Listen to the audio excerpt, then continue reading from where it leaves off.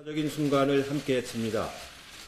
세 번의 정상회담과 사상 최초의 북미 정상회담을 통해서 갈등과 대립으로 이어졌던 70년 분단사의 마침표를 찍고 평화와 공존을 향한 한반도 새 시대의 문을 열었습니다. 선진국 진입이라는 국민소득 3만 불 달성과 사상 최초의 수출 6천억 불 돌파로 경제 강국의 대열에 당당히 합류했습니다. 모두 국민 여러분의 땀과 헌신이 만든 성과입니다. 민주당은 올해 화두를 평화경제 그리고 새로운 100년으로 정했습니다. 가장 중요한 과제는 민생 안정과 경제 활력이 될 것입니다. 이를 달성하는 방법으로 사회적 대화와 타협에 집중하고자 합니다. 일 하나하나에 정성을 들이는 한편 스스로에게는 더욱 엄하고 국민께는 더 낮게 다가가는 박기 후인의 자세로 사심없는 계획을 이끌어 국민 모두가 함께 잘 사는 대한민국을 만들어 가도록 하겠습니다.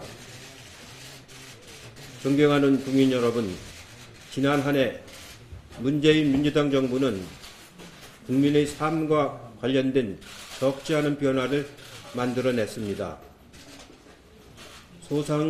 소상공인과 자영업자를 위해 카드 수수료를 대폭 낮췄고 기존 5년으로 묶여있던 상가 계약 기간을 10년으로 늘려서 국민들이 마음 놓고 일할 수 있도록 상가 임대차 보호법을 개정했습니다. 정보통신진흥 및 활성화법, 산업융합촉진법, 지역특화 발전특구법, 국민혁신지원특례법 등 혁신성장의 마중물이 될 규제혁신사법도 통과시켰습니다. 고 김용균 노동자의 삶이 담긴 산업안전보건법을 개정해서 근로현장의 안전문제 대책을 세웠고 고 윤창호 씨와 친구들의 뜻이 담긴 음주운전 관련 강력한 처벌 조항을 마련하여 국민의 안전을 위한 확고한 체계를 갖췄습니다. 저출산 고령화 시대에 대응하기 위해 올해 9월부터는 7세 미만 모든 아동들에게 아동수당을 지급하고 기초연금, 장애인연금의 지원금액 대상도 대폭 확대했습니다. 지방세법도 개정했습니다. 이에 따라 국세와 지방세의 구조는 8대2에서 2022년까지 단계적으로 7대3으로 전환되어 전국이 골고루 잘 사는 자치분권 시대가 눈앞에 다가오게 되었습니다. 그리고 469조 6천억 원의 2019년도 민생 예산을 편성해서 혁신성장과 사회안전 확충을 위한 총력체제도 갖췄습니다. 하지만 이러한 변화가 국민이 느끼는 삶의 안정, 민생경제의 활력까지 불러일으키지는 못했다는 얘기도 많이 듣고 있습니다. 그저 정부와 여당을 비판하는 것이 아니라 실제 국민의 팍팍한 삶이 나아지지 않는 현실에 대한 고언도 많이 들었습니다. 겸허한 마음으로 국민의 목소리에 더 귀를 기울이겠습니다. 저는 국민의 삶의 질을 변화시키고 우리 사회가 진정한 선진국으로 도약하는 길은 사회적 대화와 타협에 달려있다고 생각합니다. 지난해 우리 사회를 달구었던 광주형 일자리 문제, 안타깝게도 두 분의 고귀한 생명이 희생된 택시 카풀 문제, 교육, 보육의 공정성 강화를 위한 유치원 3법에 이르기까지 공동체 전체의 지혜를 모아서 해결책을 만들어야 합니다. 한국의 사회갈등 지수는 OECD 29개 중에서 7위로 매우 높은 반면에 갈등을 조정하고 관리하는 갈등 관리 지수는 27위로 최하위권을 기록하고 있습니다. 이러한 사회적 갈등은 경제 성장을 막고 막대한 비용까지 동반합니다. 이 전환의 시대를 넘어서기 위해서 다시 힘을 내야 합니다.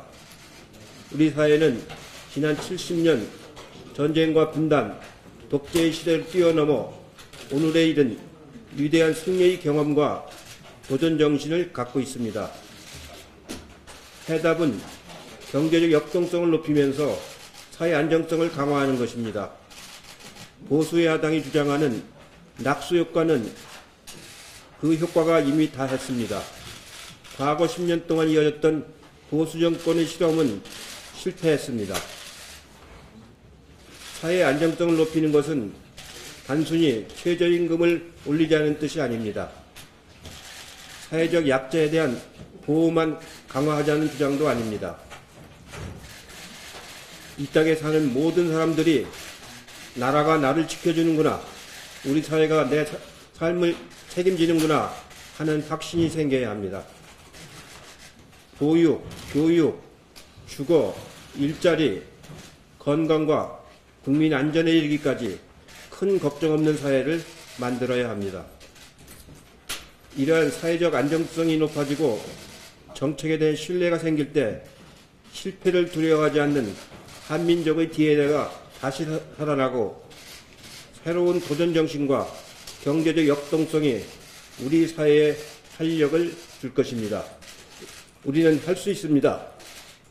대한상의 박영만 회장님 말씀처럼 성장과 분배의 이분법적 사고를 뛰어넘어서야 합니다. 성장은 시장에서 자발적으로 이루어지도록 하고 규제와 제도를 혁신하고 분배는 사회 안전망을 통해 개선하는 것이 우리가 할 일입니다. 경제 활력을 위한 또 다른 축인 노동 부분도 변화하고 있습니다. 한국노총은 이미 민주당의 든든한 파트너이자 노동 존중 사회를 만드는 사회적 대화를 주도하고 있습니다. 민주노총의 사무금융노조는 우분투 재단이라는 사회연대기금을 만들어 함께 잘 사는 사회를 만드는 데 앞장서고 있습니다. 지난해 출범한 경제사회노동위원회에 민주노총까지 참여하면 우리 사회의 난제들을 해결하는 소통기구가 될 것입니다. 민주당도 민생연석회의를 중심으로 힘을 더하도록 하겠습니다. 정치 분야의 대화와 협치도 중요합니다. 국회는 국민을 위한 생산적 협치에 나서야 합니다. 20대 국회는 지난해 사상 최초로 여야정 국정상설협의체를 발족시켰습니다. 국회의장님께서 자리를 마련하여 여야 5당 대표의 정례 모임도 생겼습니다. 전국 단위 큰 선거가 없는 올해가 아주 좋은 기회입니다. 국회의 비례성과 대표성, 전문성을 함께 높일 수 있는 정치개혁 방안을 반드시 마련하겠습니다. 상시적인 국정감사 제도의 도입, 선진화법의 개정, 국회 윤리규범 강화 등 국회가 국민을 위한 민의 기관으로 거듭날 수 있도록 여야가 머리를 맞대고 힘을 모으겠습니다. 존경하는 국민 여러분, 당원 동지 여러분, 올해는 한반도에 새로운 평화를 정착시키고 민생 경제의 활력을 찾는 동시에 대한민국의 새로운 100년을 준비해야 할 때입니다. 첫째, 민주당은 민생 안정과 경제 활력을 위한 입법 활동에 집중하겠습니다. 먼저 소상공인 자영업 기본법을 제정하겠습니다. 이미 여야 5당 대표가 공식적으로 합의를 했습니다. 자영업과 소상공인 영역을 경제정책의 독립적인 분야로 다루어서 우리 경제의 가장 아픈 부분인 골목 상권을 살리도록 하겠습니다. 국민이 먹거리를 책임지고 있는 농어민 정책도 대폭 강화하겠습니다. 80%가 넘는 국민이 요구하고 대통령까지 나서신 유치원 3법의 관철은 우리 아이들의 미래를 위한 혁신이자